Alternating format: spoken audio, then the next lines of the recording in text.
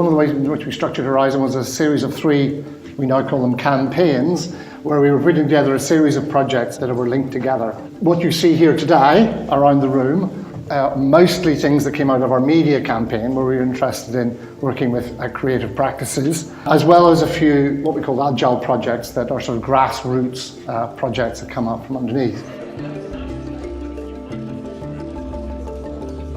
So yeah, I'll talk a little bit about Horizon's media campaign. So the notion of campaigns is kind of something that was written as one of the key mechanisms in the Horizon follow-on fund proposal.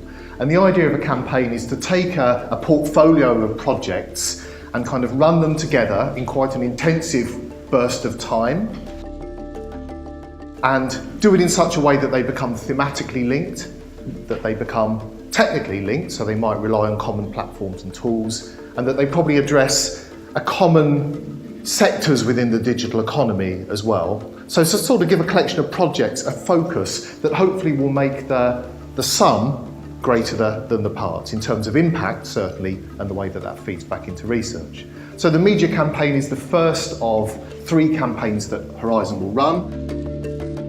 I guess we're a bit of a pathfinder for understanding how this idea might work and what it might look like. I'm here today to help my friends and colleagues in Horizon change the world, to understand what's been achieved so far and how we can move that forward in the next several years. This was a project called Wander the Workhouse that's with the National Trust, and we were looking at ways to put new interactivity, new technologies into the Southall Workhouse. This is NFC, so we printed out a selection of these visitor cards. Each one represents a different historical character, so from the workhouse past.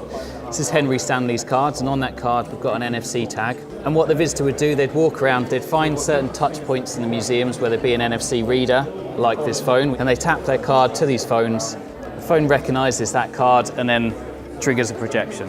So when you look in a mirror, you see yourself in the mirror, and you also see the reflection of the environment around you. So we were really interested in how you can play around with that and what that might mean, how you can start to think differently about the way you are and how you see yourself in your environment and how they kind of feed each other.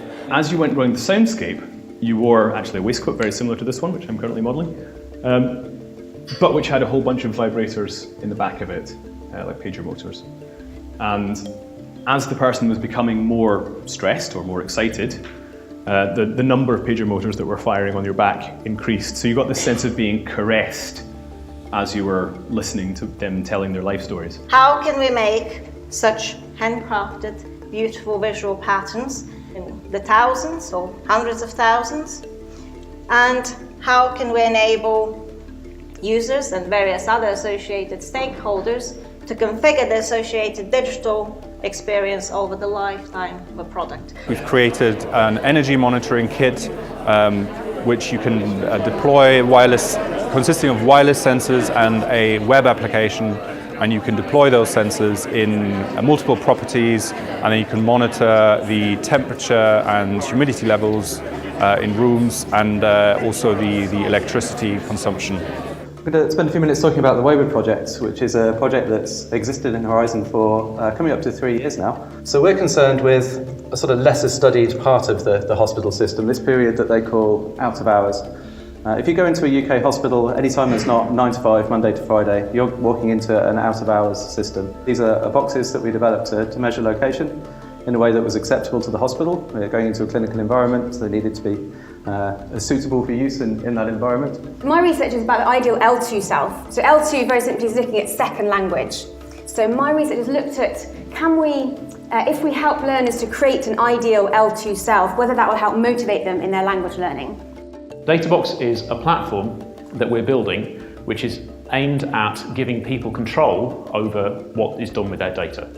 So it's a platform that allows you to mediate access to your data in some sense. So this is what's called a palm, and it's a 3D relief map of the area that we generally look at. Often we look at cities, and this is Kilimanjaro in Tanzania, so one of the main mountains, and we were looking at transport flows around the edge of the mountain between particularly 2 cities here. We have a map. We don't understand the people, the city, anything more than that. And that's where we started working with Tigo, who shared their cool data records with us. The reason why we're using a palm in this case is to try and get more engagement from the policymakers and the transport planners to be able to better show the kind of insights that we can provide for them, try and encourage that engagement a bit more. We're working with young people, and this is not only a coincidence.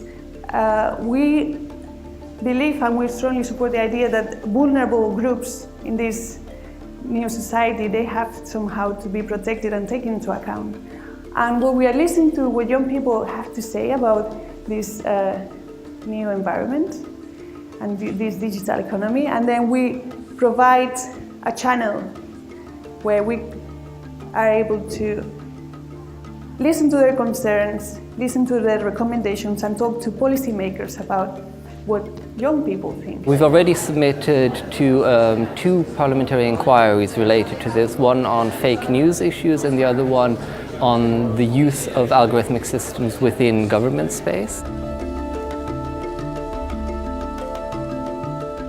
I'm Sarah Sharples and I'm providing the oversight of the services campaign. We're looking at much more of an ongoing relationship between an individual and a function that they have entered into some sort of transaction over an extended period of time.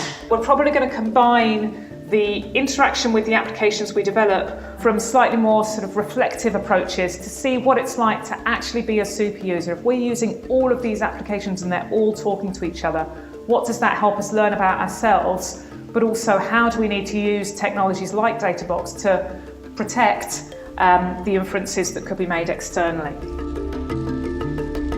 There's quite a significant Research Council investment here in Nottingham, and it's always nice to be in Nottingham and hear the progress that's been made through the life of Horizon and what's going on. It's all very in the ethos of digital economy. It's all very interdisciplinary.